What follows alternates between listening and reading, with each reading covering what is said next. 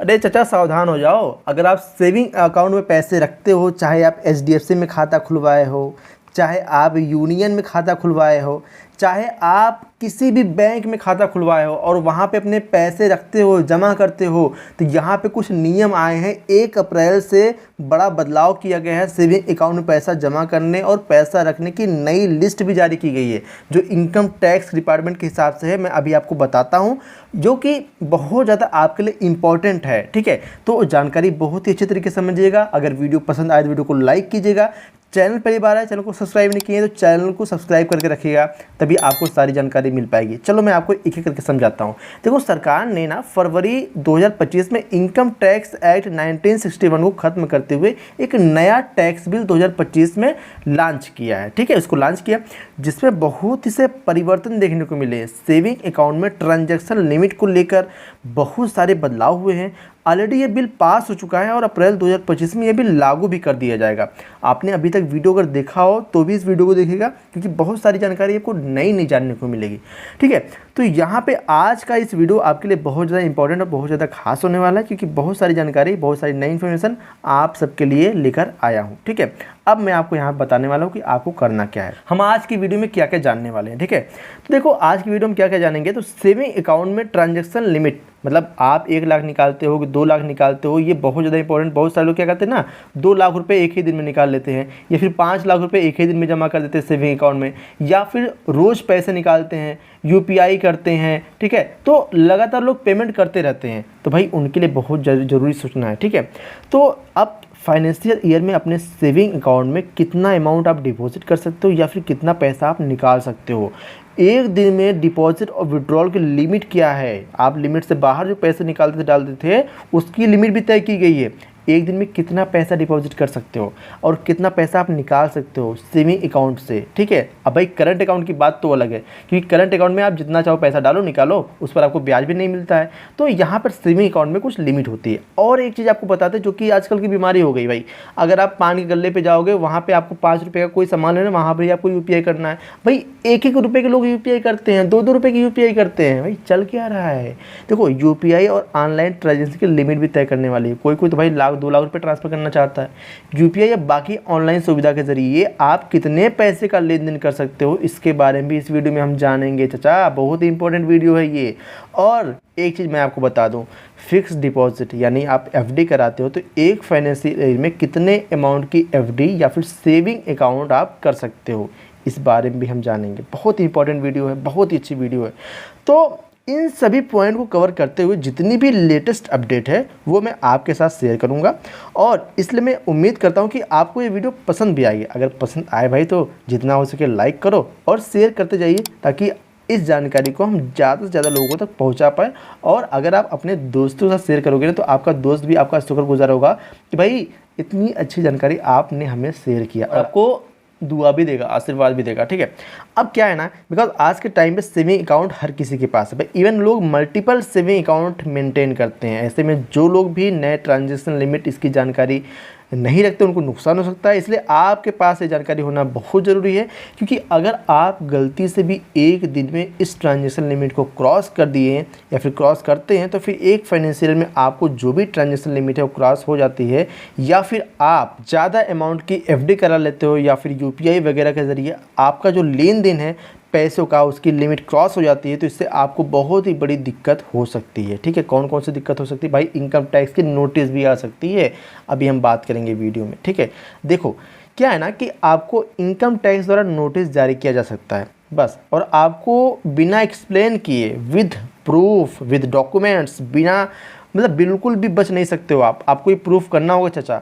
और अगर आप क्लियरफाई नहीं कर पाते हो अपनी ट्रांजैक्शंस को, तो इनकम टैक्स डिपार्टमेंट आपको अनएक्सप्लेन करार देगा, और आपको उसके लिए भारी पेनल्टी पे करनी पड़ सकती है दोस्त, जिसमें 60% तो पेनल्टी अमाउंट ही हो जाते हैं। ठीक है, 25% सरचार्ज होते हैं, और 4% का सेस लगा दिया जाता है। भाई सोचो, आप सोचो, इतनी बड़ी गलती हो सकती है तो इतना नुकसान भरना पड़ सकता है।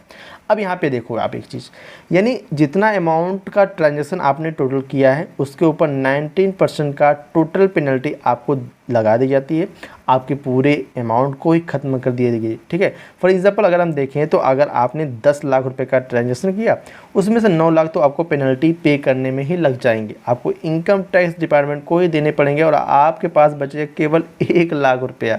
सोचो भाई, सोचो कितना बड़ा नुकसान हो सकता है। इसलिए क्या है ना कि ज़रूरी क्या है कि जो नया टैक्स बिल 2025 आया है, इसमें जो कुछ नई सेविंग अकाउंट को लेकर ट्रांजैक्शन लिमिट है, उसके बारे में आपको जानकारी हो या फिर नहीं हो, तो मैं आपको कहना चाहूँगा कि आगे जितना भी वीडियो है आप बिना स्किप के पूरा एंड तक देखिएगा, ताकि कोई भी पॉइंट आपसे छूटे ना, यहीं से भी आप गलती करने की गुंजाइश ना छोड़ें। आपको वीडियो अच्छा लगे रहा हो तो वीडियो को लाइक करना और साथ साथ में शेयर भी कीजिएगा। ठीक है, स्टार्ट करते हैं बिना देर किए और सारी जानकारी आपको समझाते हैं। पहला चीज़ क्या, देखो चलिए नंबर 1 स्टार्ट करते हैं, पॉइंट नंबर 1 से। अगर आप एक फाइनेंशियल ईयर में कितने टोटल अमाउंट की ट्रांजेक्शन कर सकते हैं, कितना अमाउंट विड्रॉल कर सकते हैं, कितना डिपॉजिट कर सकते हैं, हम यहाँ पर बात करने वाले हैं कैश रिलेटेड ट्रांजैक्शन की, जो आप सेविंग अकाउंट में जमा करते हो। इसके अलावा यूपीआई या बाकी जितने भी ऑनलाइन ट्रांजैक्शन करने के माध्यम अवेलेबल हैं, उनकी लिमिट्स अलग अलग हैं। यहाँ पर हम स्पेशली उनके बारे में बात नहीं करेंगे। ठीक, एक फाइनेंशियल ईयर में, ठीक है, आपको बता दूं कि 10 लाख से ज़्यादा अमाउंट ना तो डिपॉजिट कर सकते हो और अपने सेविंग अकाउंट में, और ना ही विड्रॉल कर सकते हो। अगर आप ये गलती करते हो तो आपको इनकम टैक्स का नोटिस भी मिल सकता है, और ये लिमिट आपके सभी सेविंग अकाउंट को मिलाकर ही देखी जाएगी। चाहे आपके पास 2 अकाउंट हो, 3 हो, 4 हो, सेविंग अकाउंट ही क्यों ना हो, सभी के ट्रांजेक्शन को मिलाकर देखा जाएगा कि 10 लाख की है लिमिट या फिर इससे क्रॉस तो नहीं कर गई है।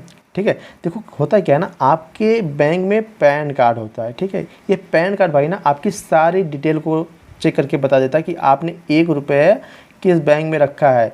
आपने यूनियन में अकाउंट खुलवा लिया, आपने एचडीएफसी में अकाउंट खुलवा लिया, आपने यूको में अकाउंट खुलवा लिया है, आपने आईसीआईसीआई में खुलवा लिया है, और आप भाई कई बैंक में अपना अकाउंट खुलवा लिया है। अब आप सोच रहे हो कि मैंने अलग अलग बैंक में पैसा रखा है तो सरकार को नहीं पता लगेगा। भाई सरकार है, सब कुछ पता लग जाता है उसको। ठीक है, अब यहाँ पे देखो करंट अकाउंट की लिमिट क्या है। देखो ऑन दी अदर हैंड, अगर आपका करंट अकाउंट है तो ये लिमिट बढ़कर 50 लाख की हो जाती है एक फाइनेंशियल ईयर के लिए। ठीक है, आप इसको बढ़वा भी सकते हैं अपने ट्रांजेक्शन के हिसाब से, तो यहाँ पे चिंता करने वाली कोई बात नहीं है। बस आपको ध्यान क्या रखना है, लिमिट से ज़्यादा कैश आप ना तो अपने बैंक खाते में डिपॉजिट कराएं और ना ही विड्रॉल कराएं। अगर आप ऐसा करते तो उसका पूरा रिकॉर्ड आप मेंटेन करें, ताकि इन केस अगर आपको इनकम टैक्स डिपार्टमेंट से कोई क्वेश्चन करता है तो आप अच्छे से क्लियरिफाई कर पाओ और विद प्रूफ आप दे पाओ। भाई अगर कानूनी दांव पेच अगर आपको पता होनी चाहिए तो वहाँ पे आपको प्रूफ की बहुत ज़्यादा इंपॉर्टेंट होती है, आपको प्रूफ देना होता है कोई भी आप काम करते हो। ठीक है, अब पॉइंट नंबर 2 क्या है, इसको में ध्यान में रखना है। एक दिन में कितनी कैश विड्रॉल डिपॉजिट लिमिट है, कितना पैसा आप निकाल सकते हो, कितना पैसा आप जमा कर सकते हो। देखो 1 लाख रुपए तक डिपॉजिट या विड्रॉल करना अलाउड है। आप 1 लाख रुपए डाल रहे हो, निकाल रहे हो, कोई दिक्कत नहीं है। अगर बहुत ज़्यादा ज़रूरत हो मैक्सिमम 2.5 लाख रुपए तक ट्रांजैक्शन आप एक दिन में कर सकते हो। सीनियर सिटीजन केस में ये लिमिट 5 लाख रुपए तक हो जाती है। ठीक है भाई, बूढ़े लोगों को छूट ज़्यादा मिलती है, तो यहाँ पे ये हो जाती है। अब पॉइंट नंबर 3 की हम बात करते हैं, तो ऑनलाइन ट्रांजैक्शन जैसे यूपीआई, आईएमपीएस, आरटीजीएस की जो लिमिट है ये क्या है। तो सबसे पहले हम देखते हैं यूपीआई की। कहाँ से कि आजकल लोग यूपीआई ज़्यादा यूज़ करते हैं, चाहे भाई उनको कुछ भी लेना है, पेटीएम करो, गूगल पे करो, फ़ोन पे करो, मतलब सब लोग वही कर रहे हैं। ठीक है, देखो होता क्या है कि यूपीआई से 1 रुपये से लेके 1 लाख रुपए तक आप कर सकते हो। एनएफटी अगर आप करें तो अपर लिमिट कोई नहीं है। ठीक है, आरटीजीएस कर रहे हो तो मिनिमम 2 लाख रुपए और अपर लिमिट कोई नहीं है। ठीक है, आईएमपीएस अगर आप कर रहे हो तो भाई 1 रुपये से लेके 5 लाख रुपए तक आप कर सकते हो ऑनलाइन ट्रांजेक्शन्स एक दिन में। ठीक है, अब आता है चौथा पॉइंट, भाई अगर आप एफडी कराते हैं फिक्स डिपॉजिट तो उसकी लिमिट क्या है। तो उसकी लिमिट की अगर हम बात करते हैं तो एक फाइनेंशियल ईयर में 10 लाख रुपए तक की एफडी आप करा सकते हो।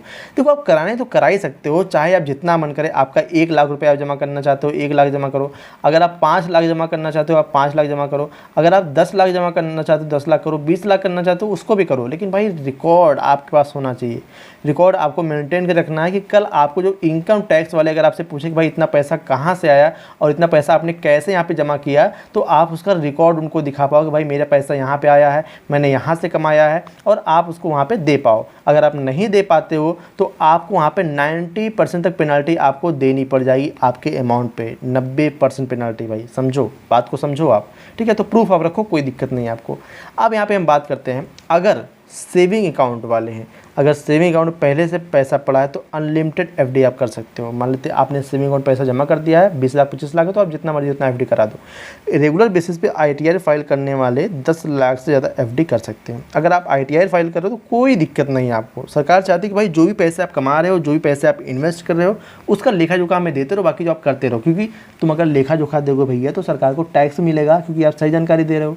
ठीक है, इसलिए सरकार चाहती है कि आप टैक्स की चोरी ना कर पाओ, बस यही जानकारी आप समझो। जो लोग आईटीआर फाइल नहीं करते वो केवल 10 लाख रुपए तक की एफडी ही करवा सकते हैं। इससे ज़्यादा करने पर इनकम टैक्स की भाई नोटिस आ सकती है, इनकम टैक्स की नोटिस। ठीक है, तो भाई समझ गए आप जो भी जानकारी आपको मैंने बताया। अगर आप समझ गए हो ना तो उम्मीद करता हूँ आपको ये वीडियो पसंद आएगी। अगर वीडियो पसंद है, वीडियो को इन्फॉर्मेटिव लगा हो तो भाई जितना हो सके वीडियो को लाइक करो। लाइक तो एक ही बार होगा भाई, जितना हो सके दबा के शेयर करो, अपने दोस्तों के साथ शेयर करो, ताकि उनके साथ कोई प्रॉब्लम ना हो, उनको इनकम टैक्स की नोटिस वगैरह ना आए। सही जानकारी उनके साथ आप शेयर करो। और अगर आप चैनल के साथ नए जुड़े हो, सब्सक्राइब अभी तक नहीं किए तो भैया सब्सक्राइब कर लो, और जो बेल आइकन बगल में दिख रहा है ना उसको प्रेस कर लो, ताकि उसी से नोटिफिकेशन मिलेगा। तो वीडियो को लाइक करके चैनल को सब्सक्राइब करना मत भूलिएगा। चलिए मिलते हैं नेक्स्ट वीडियो में, तब तक के लिए जय हिंद जय भारत।